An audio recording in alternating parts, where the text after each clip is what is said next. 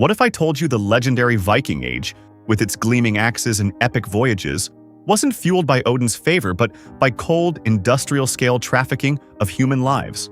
We love the image of the heroic explorer, but the archaeological truth is far more unsettling than any Hollywood battle scene. For 3 centuries, the Norsemen didn't just raid for gold. They operated a sophisticated human harvesting machine that treated women as the ultimate renewable resource. This wasn't random chaos, it was a calculated business model where beauty was a death sentence and motherhood was a legal trap. Today, we're stripping away the romanticized warrior myths to expose the brutal architectural reality of what it actually meant to be a woman in the path of a Viking longship. Forget the shield maidens of modern television.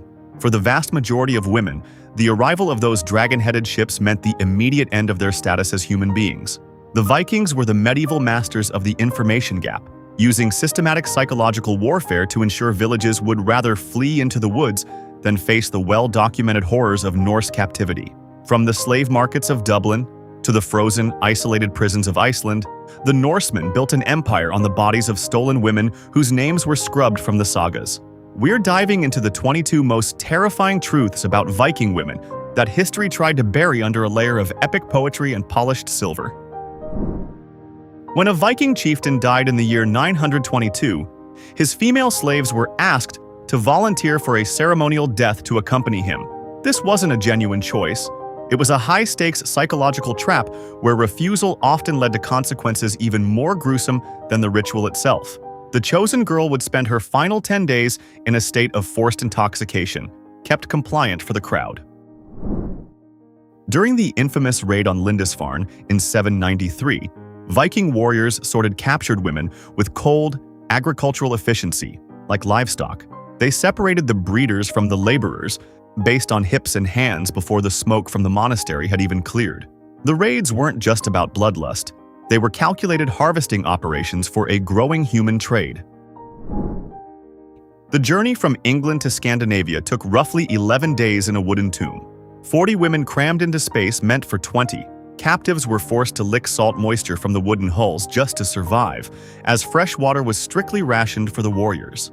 By the time the ships reached the fjords, many women had already perished and were tossed overboard like spoiled cargo.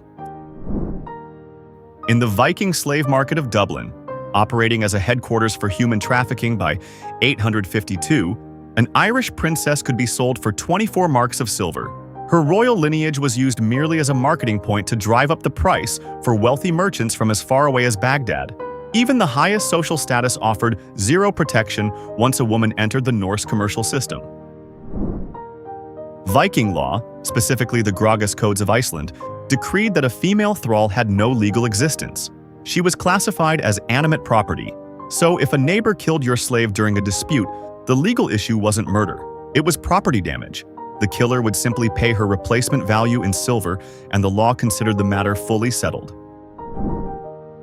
The morning gift tradition was a horrifying custom where Norse masters could lend their female slaves to visiting guests as a gesture of hospitality.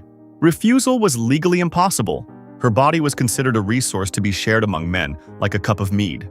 And any children born from these violations automatically became the property of the master, regardless of who the father was.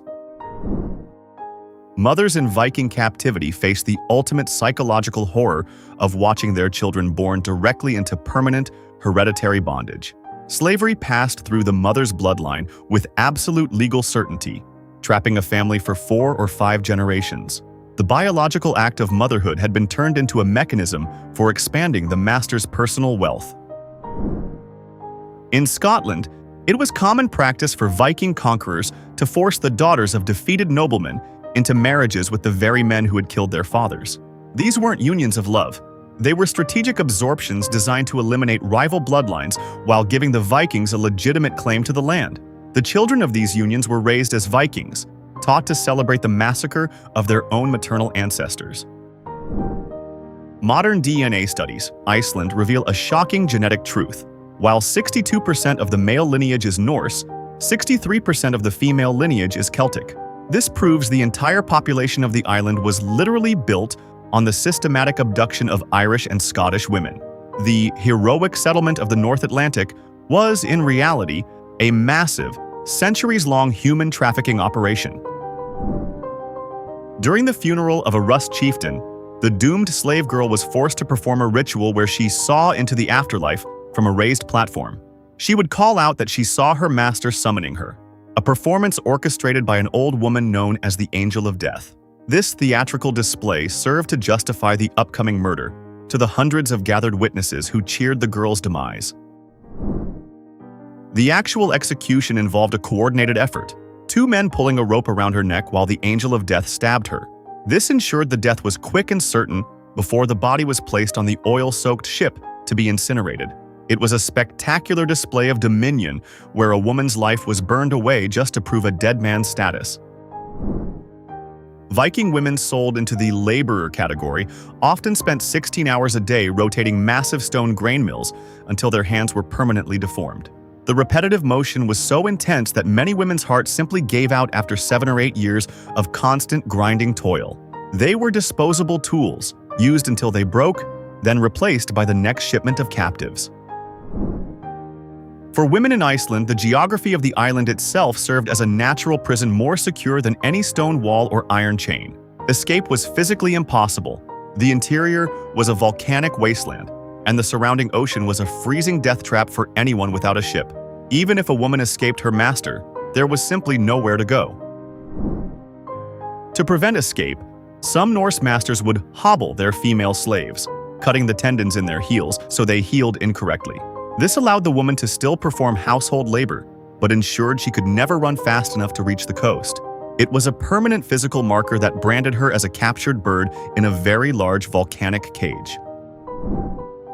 In the 9th century, the Vikings weaponized their own reputation to clear entire Frankish regions without fighting a single soldier.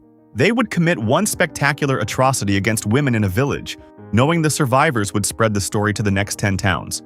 The result was mass evacuations, families abandoning their homes rather than risk the well-documented Norse sorting process. Some enslaved women turned to the only weapon they had left, their knowledge of local poisonous mushrooms and herbs used in cooking. There are records of a single Irish slave poisoning 12 warriors during a victory feast, choosing her own execution just to see her captors die. These acts of quiet, kitchen-based resistance created a constant state of paranoia among Viking households who feared their own servants. Women with specialized skills, medical knowledge, or the ability to weave intricate textiles commanded 3 times the price in Norse markets. And here's the cruel irony. Being useful actually made a woman more likely to be sold and resold, traded between chieftains like a high-value commodity. Her talent didn't buy her freedom. It only made her a more desirable target. The slave market at Hedeby in Denmark used a bureaucratic system of numbering captives with paint on their shoulders to manage inventory.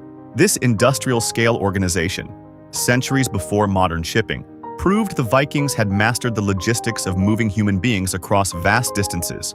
It turned the human tragedy of the raids into a cold, spreadsheet-driven business for the Norse merchant class. In the isolated settlements of Greenland, where men outnumbered women 5 to 1, female slaves faced even more extreme levels of communal violation. With no established legal assemblies to protect even basic property rights, these women were often treated as shared resources for the entire male population. Life in Greenland was a survivalist nightmare, where the concept of individual ownership over a slave frequently dissolved into chaos. To spare their children from the horrors of inherited slavery, some women committed desperate acts of infanticide immediately after giving birth in the haylofts. Viking law treated this as property destruction and required the mother to compensate the owner for the loss of a potential future worker.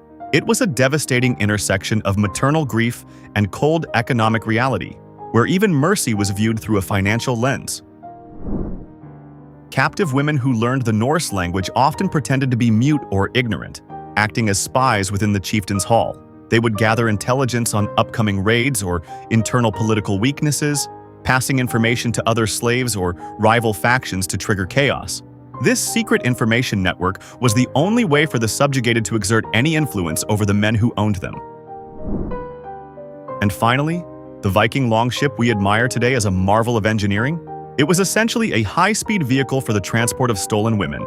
Every piece of gold jewelry or silver coin found in a Norse grave was likely purchased by selling a woman in a distant market. The entire glory of the Viking Age was a gleaming edifice built on a foundation of systematic, erased, and industrial-scale female suffering.